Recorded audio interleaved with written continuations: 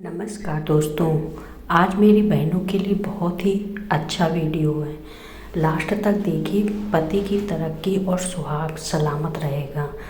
दोस्तों, हम एक ऐसे विषय की बात करने जा रहे हैं जो हर शादीशुदा स्त्री के जीवन से जुड़ा है, लेकिन जिस पर अक्सर बिना समझे बूझे व्यवहार किया जाता है। सिंदूर केवल एक श्रृंगार नहीं है। सिंदूर वह सुहाग और सौभाग्य और पति पत्नी के पवित्र बंधन का प्रतीक माना गया है।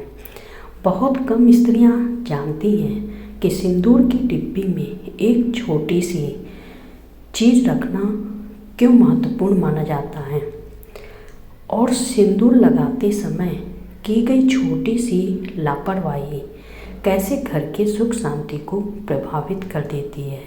इसीलिए आज इस बात को अंत तक शांत मन से सुनना। बहनों, डर के लिए नहीं है, समझ के लिए है। शास्त्रों में कहा गया है कि जब स्त्री श्रद्धा और पवित्र भाव से मांग में सिंदूर भरती है तो उसका प्रभाव केवल उसके माथे तक नहीं रहता, वह पूरे घर की ऊर्जा को संतुलित करता है। पति की आयु, स्वास्थ्य, कार्य और गृहस्थ जीवन सब पर उसका सूक्ष्म प्रभाव पड़ता है। सबसे पहले यह समझना जरूरी है कि सिंदूर सम्मान का विषय है, प्रदर्शन का नहीं। इसीलिए परंपरा कहती है कि सिंदूर यथासंभव अपने ही धन से लिया जाए ताकि उसमें किसी और की ऊर्जा न मिले। सास या परिवार की किसी सुहागन द्वारा प्रेम से दिया गया सिंदूर स्वीकार माना गया है। दूसरी बात, किसी दूसरी स्त्री के सिंदूर को अपनी मांग में लगाना शुभ नहीं माना गया। हर स्त्री का सिंदूर उसके अपने भाग्य और कर्म से जुड़ा होता है, इसलिए इसमें अदला बदली से बचना चाहिए, एक दूसरे का नहीं लेना चाहिए। सिंदूर लगाने से पहले स्नान और शुद्धता आवश्यक मानी गई है। बिना नहाए या अस्त व्यस्त अवस्था में सिंदूर नहीं लगाना चाहिए। परंपरा के अनुसार उचित नहीं है।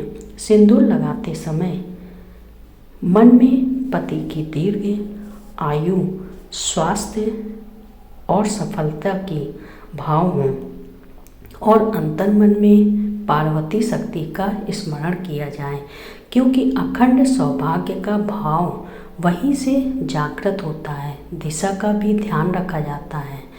पूर्व या उत्तर की ओर हमें मुख करके अनामिका उंगली से सिंदूर हमेशा लगाना चाहिए। यह शुभ माना जाता है। यह केवल कर्म कांड नहीं बल्कि मन को एकाग्र और भाव को स्थिर करने की विधि है।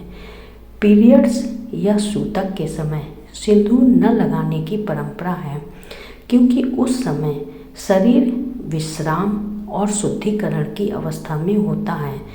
यह निषेध स्त्री को हीन बताने के लिए नहीं बल्कि सिंदूर की पवित्रता को बनाए रखने के लिए है।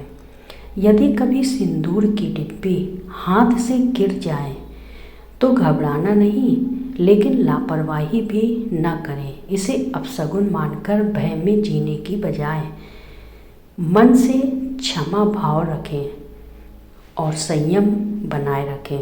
गिरा हुआ सिंदूर कूड़ेदान या नाली में न डालें, बल्कि श्रद्धा से अलग रख दें। यदि मांग भरते समय सिंदूर नाक या माथे तक फैल जाए तो उसे अशुभ न समझें। इसे प्रेम और निकटता का संकेत माना गया है। बस उसे रगड़ कर पोंछने से बचें। एक और सूक्ष्म बात है, सिंदूर को बालों में बहुत पीछे छुपा देना परंपरा में उचित नहीं माना गया। माथे के मध्य नाक की सीध में साफ और सरल रेखा में लगाया गया सिंदूर संतुलन का प्रतीक है। गीले बालों में सिंदूर न लगाने की भी परंपरा है।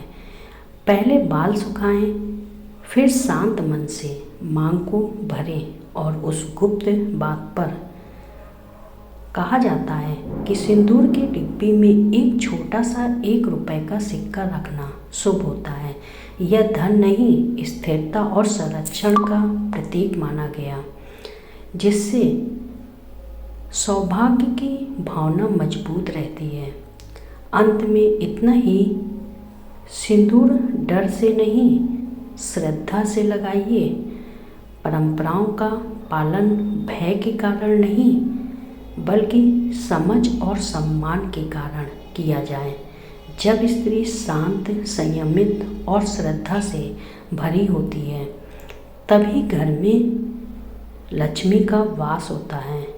यही सिंदूर का असली अर्थ है।